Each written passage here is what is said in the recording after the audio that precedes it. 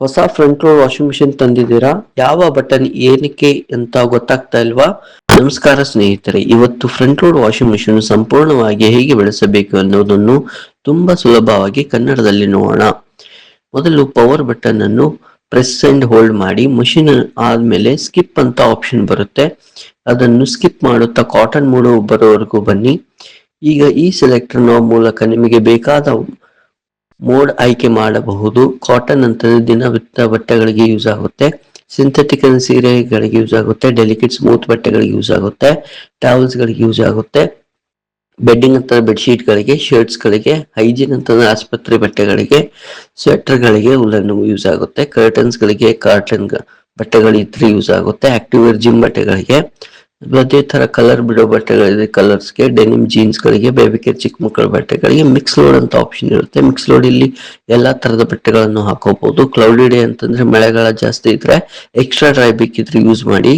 Drum clean ಅಂತ option ಇರುತ್ತೆ. ಇದನ್ನ ತಿಂಗಳಿಗೆ ಒಂದ್ಸರ್ತಿ ಹಾಕಿ ಡ್ರಮ್ ಕ್ಲೀನ್ ಪೌಡರ್ ಬರುತ್ತೆ, ಅದು ಹಾಕಿ ಕ್ಲೀನ್ ಮಾಡ್ಕೋಬೇಕು. ಸೊ ಅದು ಡಿಟರ್ಜೆಂಟ್ ಬಾಕ್ಸ್ ಅಲ್ಲಿ ಹಾಕಬೇಕು. ಸೊ ಅದೇ ತರ ಡ್ರಮ್ ಕ್ಲೀನ್ ಆದ್ಮೇಲೆ ಕೆಳಗಡೆ ಫಿಲ್ಟರ್ ಬರುತ್ತೆ, ಆ ಫಿಲ್ಟರ್ ನ ಕ್ಲೀನ್ ಮಾಡ್ಕೋಬೇಕು.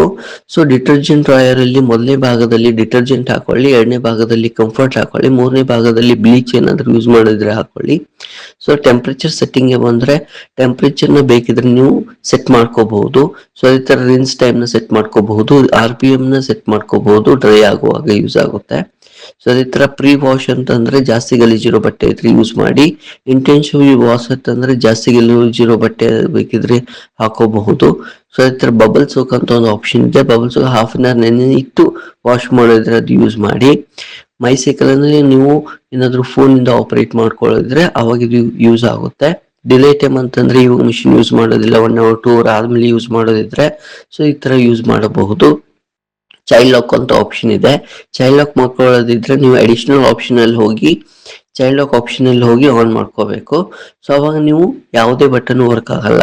ಸೊ ಈ ತರ ಓಪನ್ ಮಾಡಬೇಕು, ಸೇಮ್ ಅಡಿಷನಲ್ ಆಪ್ಷನ್ ಅಲ್ಲಿ ಹೋಗಿ ಚೈಲ್ಡ್ ಲಾಕ್ ನ ಆಫ್ ಮಾಡ್ಕೊಂಡ್ರೆ ಅವಾಗ ಮಾತ್ರ ನಿಮಗೆ ಡೋರ್ ಓಪನ್ ಆಗುತ್ತೆ. ಸೊ ಅದೇ ತರ ಎಲ್ಲಾ ಬಟನ್ಸ್ ಮತ್ತೆ ಆಪರೇಟ್ ಆಗುತ್ತೆ.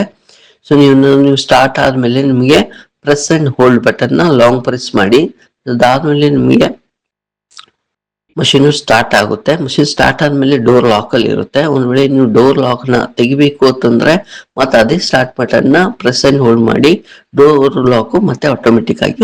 ಸೊ ಈ ವಿಡಿಯೋ ನಿಮಗೆ ಉಪಯೋಗವಾಗಿದ್ದರೆ ಒಂದು ಲೈಕ್ ಮಾಡಿ, ನಿಮ್ಮ ಸ್ನೇಹಿತರ ಜೊತೆ ಶೇರ್ ಮಾಡಿ ಮತ್ತು ಇಂತಹ washing machine tips and services video ನೋಡಲು ನಮ್ಮ ಚಾನಲ್ ಸಬ್ಸ್ಕ್ರೈಬ್ ಮಾಡಿ.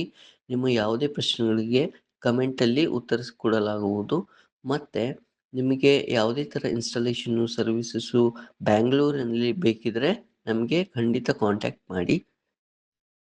ನಮ್ದು ಸರ್ವಿಸಸ್ ಆನ್ಲೈನ್ ಮತ್ತು ಆಫ್ಲೈನ್ ಕೂಡ ಪ್ರೊವೈಡ್ ಮಾಡ್ತೇವೆ. ಧನ್ಯವಾದಗಳು.